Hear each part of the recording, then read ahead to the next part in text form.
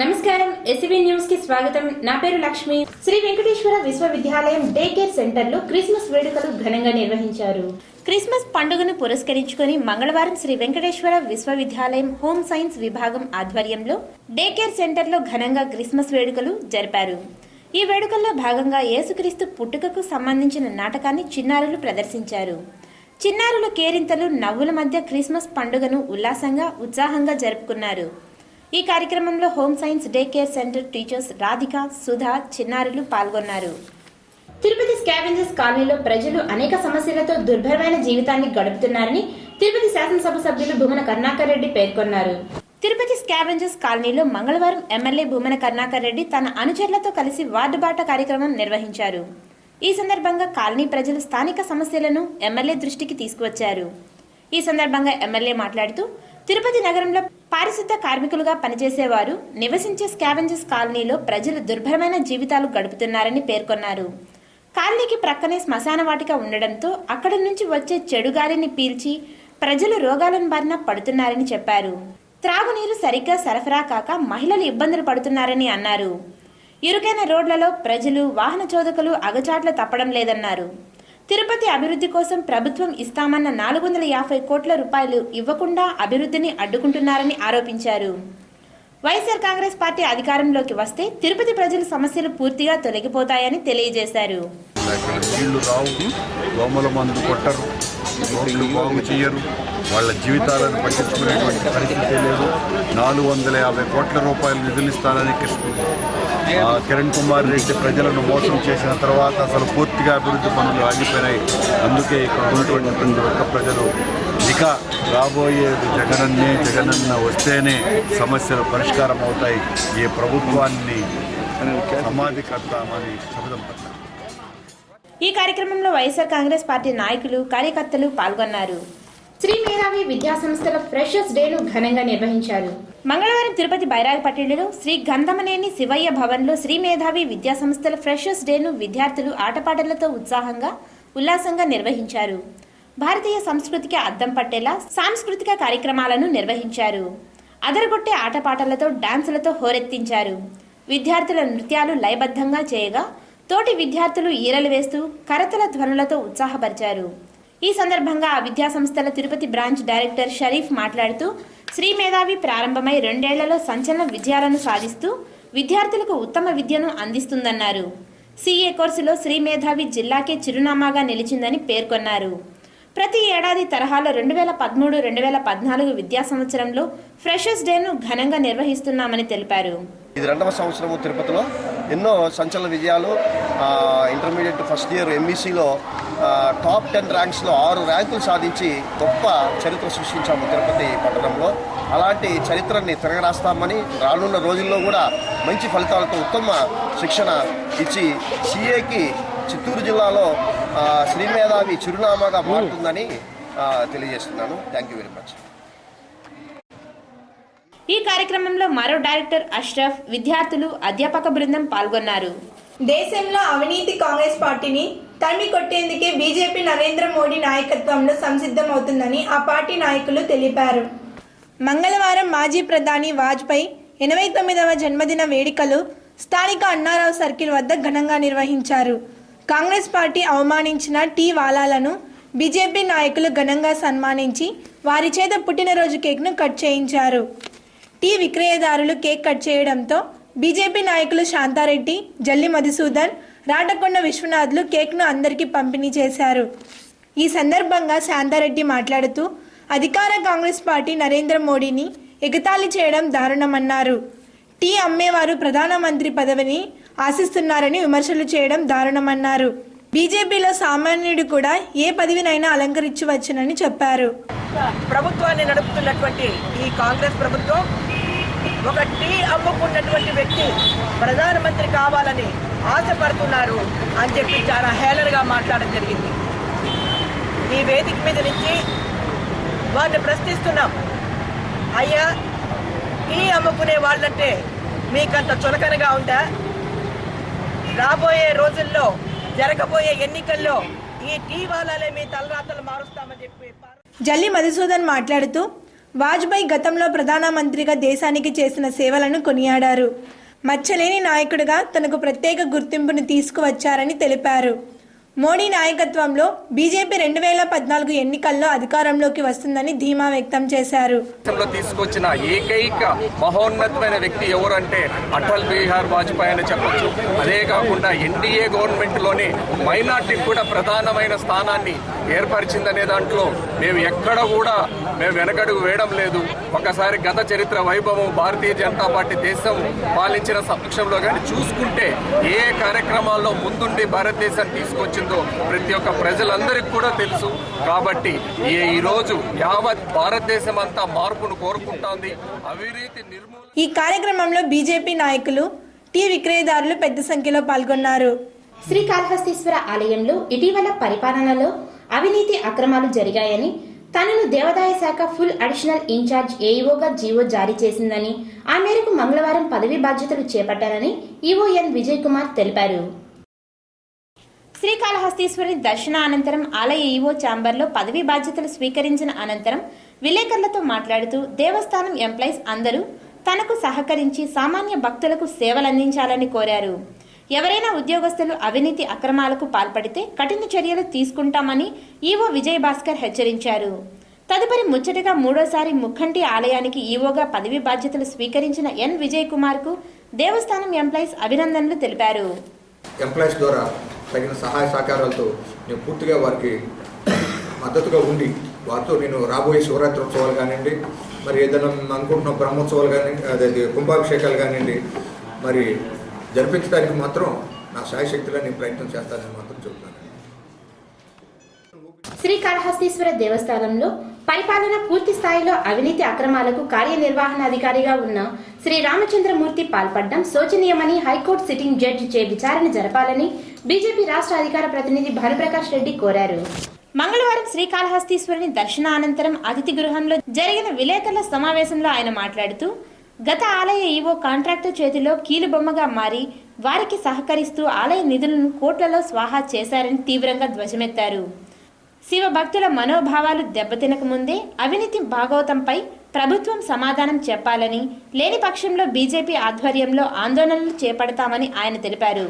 ఈ విలేకరుల సమావేశంలో స్థానిక బీజేపీ నేతలు కండ్రిగ ఉమ, గరికపాటి రమేష్ బాబు, మనోహర్ రెడ్డి, జయకృష్ణ, సుకుమార్ తదితరులు పాల్గొన్నారు.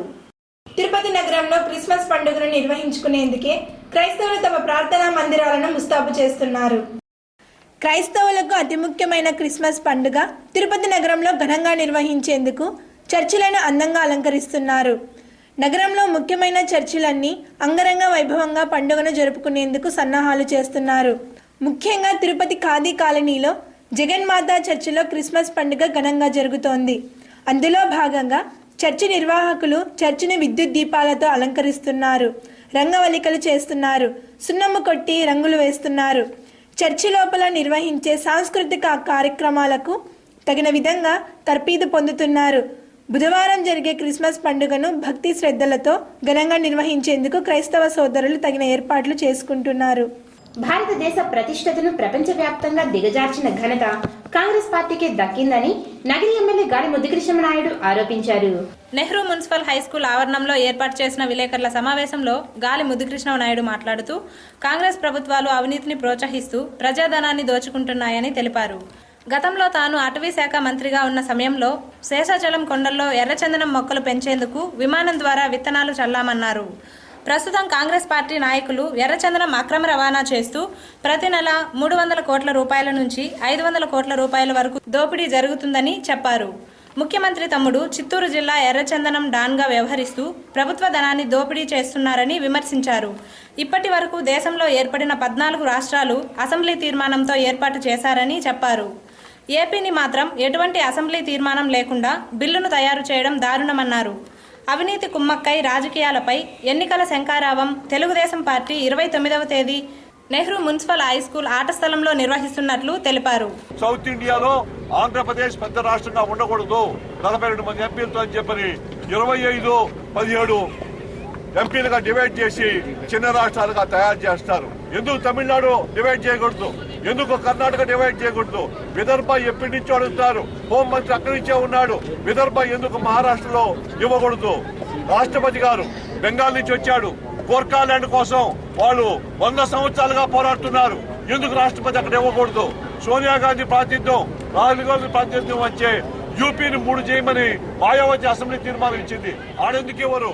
ఎందుకు ఆంధ్రప్రదేశ్ మీద కన్ను పుట్టింది మీకు? ఈ విలేకరుల సమావేశంలో టీడీపీ నాయకులు నరసింహ యాదవ్, మస్తాన్ నాయుడు, మోహన్, శ్రీహరి, పుష్పావతి, పిఎస్ రామారావు, బుల్లెట్ రమణ, శ్రీధర్ తదితరులు పాల్గొన్నారు. తిరుపతి రాజీవ్ నగర్ లో నెలకొని ఉన్న ప్రజల సమస్యలను వెంటనే పరిష్కరించాలని వైఎస్ఆర్ కాంగ్రెస్ పార్టీ నాయకులు రాజేంద్ర డిమాండ్ చేశారు. తిరుపతి జీవకోణ రాజీవ్ నగర్లలో ప్రజలు ఎదుర్కొంటున్న సమస్యలను పరిష్కరించాలని కోరుతూ వైఎస్ఆర్ కాంగ్రెస్ పార్టీ నాయకులు రాజేంద్ర మంగళవారం మున్సిపల్ కమిషనర్ను కలిసి వినతి పత్రం సమర్పించారు. ఈ సందర్భంగా రాజేంద్ర మాట్లాడుతూ రాజీవ్ నగర్ పంచాయతీని కార్పొరేషన్ పరిధిలోకి తీసుకున్నప్పటి నుండి ఈ ప్రాంతంలో అభివృద్ధి పూర్తిగా కుంటుపడిందని ఆరోపించారు. మున్సిపల్ అధికారులు మాత్రం ఇంటి పన్నులు అధిక మొత్తంలో వేస్తున్నారని ఆవేదన వ్యక్తం చేశారు. పారిశుద్ధ కార్మికులు తక్కువగా ఉండటంతో వీధులలో చెత్త పేరుకుపోయి దాని ద్వారా ప్రజలు రోగాల బారిన పడుతున్నారని తెలిపారు. రోడ్లు అధ్వానంగా మారి వాహన చోదకులు అనేక ఇబ్బందులు పడుతున్నారని చెప్పారు. రాత్రి వేళలో వీధి లైట్లు వెలగకపోవడంతో మహిళలు రోడ్లపైన నడవడానికి భయపడుతున్నారని పేర్కొన్నారు. మున్సిపల్ అధికారులు వెంటనే స్పందించి రాజీవ్ నగర ప్రజల సమస్యలను పరిష్కరించాలని డిమాండ్ చేశారు. మున్సిపల్ అధికారులు నోటిఫికేషన్ ఇచ్చారు. ఇది తీవ్రమైన ఇబ్బందికరం, ప్రజలకు వెన్నుపోటు మాదిరిగా ఉంటుంది. ఎందుకంటే 70 రూపాయలు పన్ను కట్టడం 700 కట్టడం 7,000 రూపాయల లెక్కన పన్నులు పెంచుతున్నారు. మేమేమంటున్నామంటే పూర్తిగా అభివృద్ధి చేసిన తర్వాత పన్నులు పెంచండి. 2 సంవత్సరాలకైనా పాత పన్నులే పద్ధతి ప్రకారం కట్టించాలని చూస్తున్నాం. అదేవిధంగా ఇంటింటికి పేదవాళ్ళని కూడా చెత్త కోసం 30 రూపాయలు వసూలు చేస్తూ చెత్తను కూడా. ఈ కార్యక్రమంలో వైఎస్ఆర్ కాంగ్రెస్ పార్టీ నాయకులు, రాజీవ్ నగర్ ప్రజలు పెద్ద సంఖ్యలో పాల్గొన్నారు. వైఎస్ఆర్ కాంగ్రెస్ పార్టీ అధ్యక్షుడు జగన్మోహన్ రెడ్డి తాను పార్టీకి చేసిన సేవలను గుర్తించి వైఎస్ఆర్ కాంగ్రెస్ పార్టీ రైతు విభాగం జిల్లా కన్వీనర్ గా నియమించారని ఆదికేశవ రెడ్డి తెలియజేశారు. తిరుపతి ప్రెస్ క్లబ్లో మంగళవారం ఏర్పాటు చేసిన విలేకరుల సమావేశంలో ఆదికేశవులు రెడ్డి మాట్లాడుతూ వైఎస్ఆర్ కాంగ్రెస్ పార్టీ ఆవిర్భావం నుంచి పార్టీలో క్రియాశీలకంగా రైతు సమస్యలపై పోరాడుతూ పార్టీ నియమ నిబంధనలకు కట్టుబడి పార్టీని అభివృద్ధి చేస్తున్నందున నా సేవలు గుర్తించి జిల్లా రైతు విభాగం కన్వీనర్గా నియమించారని తెలిపారు. ఇందుకు సహకరించిన రైతు విభాగం రాష్ట్ర కన్వీనర్ నాగిరెడ్డికి, జిల్లా పార్టీ కన్వీనర్ నారాయణ స్వామికి, తిరుపతి ఎమ్మెల్యే భూమన కరుణాకర్ రెడ్డికి, మాజీ మంత్రి పెద్దిరెడ్డి రామచంద్రారెడ్డికి, చెవిరెడ్డి భాస్కర్ రెడ్డికి కృతజ్ఞతలు తెలియజేశారు. నా మీద నమ్మకంతో జిల్లా రైతు విభాగం కన్వీనర్గా నియమించినందుకు జిల్లాలో విస్తృతంగా పర్యటించి రైతుల సమస్యలు తెలుసుకుని ప్రభుత్వం దృష్టికి తీసుకెళ్లి సమస్యల పరిష్కారం కోసం కృషి చేస్తానని పేర్కొన్నారు. పార్టీ కన్వీనర్ ఎంఈఎస్ నాగిరెడ్డి గారు మరియు చిత్తూరు జిల్లా పార్టీ కన్వీనర్ కె నారాయణ స్వామి గారు మరియు ముఖ్యంగా తిరుపతి ఎమ్మెల్యే భూమన కరుణాకర్ రెడ్డి గారు, చంద్రగిరి ఇన్ఛార్జ్ డాక్టర్ చెవిరెడ్డి భాస్కర్ రెడ్డి గారు, రాజంపేట అధిష్టానం దృష్టికి తీసుకెళ్లి నాకు ఈ పదవి రావడానికి సహకరించిన ఈ విలేకరుల సమావేశంలో పలువురు వైఎస్ఆర్ కాంగ్రెస్ పార్టీ నాయకులు పాల్గొన్నారు. తిరుమల శ్రీవారి సేవలో సుప్రీంకోర్టు న్యాయమూర్తి జస్టిస్ చలమేశ్వర్ కుటుంబ సమేతంగా పాల్గొన్నారు. మంగళవారం ఉదయం వీఐపీ విరామ దర్శనంలో స్వామివారిని దర్శించుకున్న ఆయనకు ఆలయ అధికారులు స్వామివారి తీర్థ ప్రసాదాలు, పట్టు వస్త్రాలను ఆలయంలోని రంగనాయకుల మండపంలో అందజేశారు. ఉత్తమ విద్యను అందించి విద్యార్థులను ఉన్నత స్థాయికి తీసుకుపోవడంలో పీసీఎన్ ప్రభుత్వ ఉన్నత పాఠశాలకు ప్రత్యేక స్థానం ఉన్నదని ఆ పాఠశాల పూర్వపు విద్యార్థులు తెలిపారు. తిరుపతి ప్రెస్ క్లబ్లో మంగళవారం ఏర్పాటు చేసిన విలేకరుల సమావేశంలో నగరి పీసీఎన్ ప్రభుత్వ పాఠశాల పూర్వపు విద్యార్థి సంఘం నాయకులు మాట్లాడుతూ పీసీఎన్ ప్రభుత్వ పాఠశాలలో విద్యనభ్యసించిన విద్యార్థులు అనేక మంది ప్రస్తుతం ఉన్నతమైన పదవులను పొందారని తెలిపారు. అదే పాఠశాలలో ఇప్పుడు చదువుతున్న విద్యార్థుల కోసం పాత భవనాన్ని తొలగించి ప్రభుత్వ నూతన భవనాలను పూర్వపు విద్యార్థుల సంఘం ఆధ్వర్యంలో నిర్మించామని తెలిపారు. ప్రైవేటు పాఠశాలతో దీటుగా ప్రభుత్వ పాఠశాలలో విద్యను అందించాలన్న సంకల్పంతో పాఠశాల అభివృద్ధికి కృషి చేస్తున్నామని తెలిపారు. ఈ నెల 29వ తేదీ తమకు విద్యను అందించిన గురువులకు సన్మాన సభ నిర్వహిస్తున్నామని అన్నారు. ఈ సభలో పలువురు ఉపాధ్యాయులకు సన్మానం చేస్తున్నామని చెప్పారు.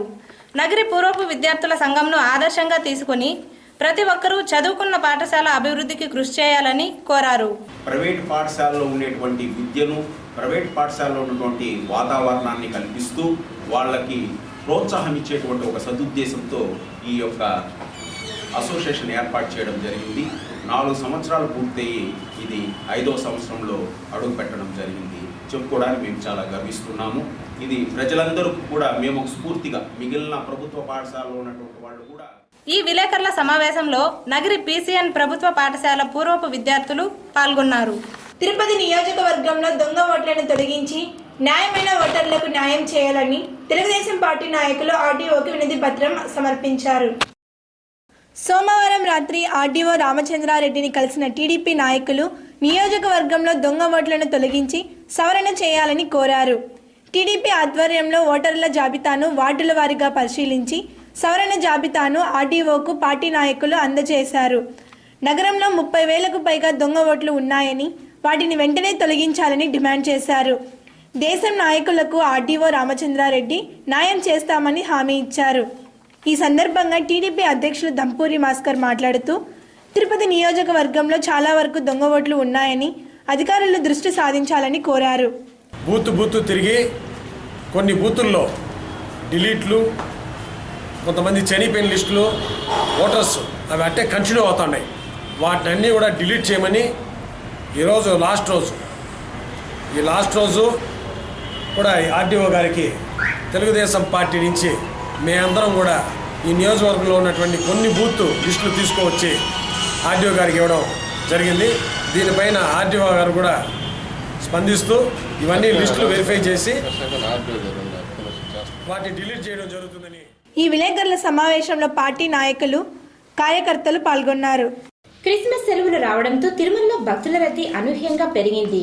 గత 3 రోజులుగా తిరుమలగిరిలో భక్తులు కిక్కరిసిపోతున్నారు. వరుసగా సెలవు రోజులు రావడంతో భక్తులు తిరుమలకు భారీగా తరలి వస్తున్నారు. మంగళవారం అయినా తిరుమలలో భక్తుల రద్దీ తగ్గడం లేదు. మరో 2 రోజుల పాటు తిరుమలలో భక్తుల రద్దీ కొనసాగే అవకాశం ఉంది.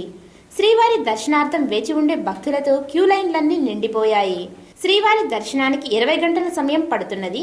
ప్రత్యేక ప్రవేశ దర్శనానికి 10 గంటల సమయం, కాలినడక భక్తులకు 8 గంటల సమయం పడుతున్నది. క్యూ లైన్లో భక్తులకు అన్నప్రసాదం, మంచినీటి సౌకర్యం కల్పిస్తున్నారు. పేదల దైవం శ్రీనివాసుని పెద్దల దైవంగా మార్చేస్తున్నారు టీటీడీ అధికారులు. సామాన్యులకు సరిగా దర్శనం కల్పించలేని టీటీడీ కార్పొరేట్ కంపెనీలు శ్రీవారి ఆనంద నిలయం, శ్రీవారి నమూనాలను అమ్మేస్తున్నారు. తద్వారా కోట్లాది రూపాయలు సంపాదించుకుంటూ కంపెనీలు 10వ పరకో విరాళంగా టీటీడీకి ఇస్తున్నారు. గతంలో స్విచ్ అనే వాచ్ కంపెనీకి శ్రీవారి చిత్రాన్ని ముద్రించే హక్కుని టీటీడీ ఇచ్చింది. దీనికి ప్రతిఫలంగా వాచీలు అమ్మగా వచ్చిన మొత్తం కొంత భాగం టీటీడీకి అందించారు. దీనిపై అప్పట్లో విమర్శలు వచ్చాయి. తాజాగా ప్రస్తుతం సెంచురియస్ అనే కంపెనీకి టీటీడీ అనుమతులు లేకుండానే 27 లక్షల రూపాయలు విలువ చేసే వాచీలను పరిమిత సంఖ్యలో విడుదల చేసింది. ఏకంగా శ్రీవారి ఆలయం ముందు వారు తమ వాచీలను పబ్లిసిటీ చేసుకుంటున్నా టీటీడీ అధికారులు పట్టించుకోవడం లేదు. పైగా తమకు ఏమీ సంబంధం లేదని చెప్పుకొస్తున్నారు టీటీడీ ఉన్నతాధికారులు. శ్రీవారి లడ్డూ ప్రసాదం బూందీ తయారీ కేంద్రాన్ని ఈవో తిరుమల జేఈఓలు తనిఖీ చేశారు. తయారీ కేంద్రంలో సిలిండర్ లీక్ కారణంగా జరిగిన సంఘటనపై ఆరా తీశారు. ఫైర్ ఎస్టీమ్ విజర్ లీక్ కావడంతో ప్రసాదం కేంద్రంలో 5 లక్షల రూపాయల వరకు నష్టం వాటిల్లింది. ఇకపై ఇలాంటి సంఘటనలు జరగకుండా జాగ్రత్తలు తీసుకోవాలని సిబ్బందిని ఆదేశించారు. అనంతరం శ్రీవారి ఆలయం ముందు ఉండే వికలాంగులు, వయోవృద్ధులు ప్రవేశ మార్గం వద్దకు చేరుకున్న ఈవో చేదు అనుభవం ఎదురయ్యింది. గంటల తరబడి వేచి ఉన్నా తమకు సరైన సౌకర్యాలు కల్పించడం లేదని ఈవోను భక్తులు అడిగితే ఇష్టం ఉంటే ఉండండి, లేకుంటే వెళ్ళిపోండి అని ఈవో అన్నారని భక్తులు ఆందోళన వ్యక్తం చేస్తున్నారు. ఈవో తమ సమస్యలు పరిష్కరించకుండా ఇలా అనడం ఎంతవరకు సమంజసమని భక్తులు ప్రశ్నిస్తున్నారు. వయోవృద్ధుల మార్గంలో అనర్హులు ప్రవేశిస్తున్నారని త్వరలోనే ఈ మార్గాన్ని క్రమబద్ధీకరణ చేయనున్నట్లు ఈవో తెలిపారు.